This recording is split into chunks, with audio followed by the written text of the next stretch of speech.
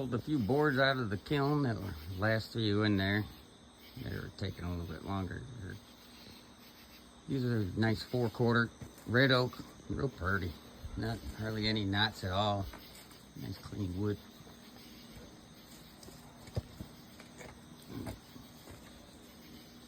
I think they're about 9 foot, something like that.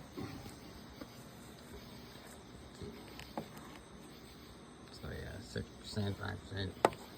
It's about the average out here up on the mountain. Not bad though.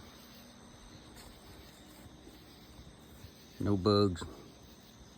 Over an inch thick, 4/4. They're right about 1.125 inches. Some of them are almost 1.25 inches. But they might be for sale too.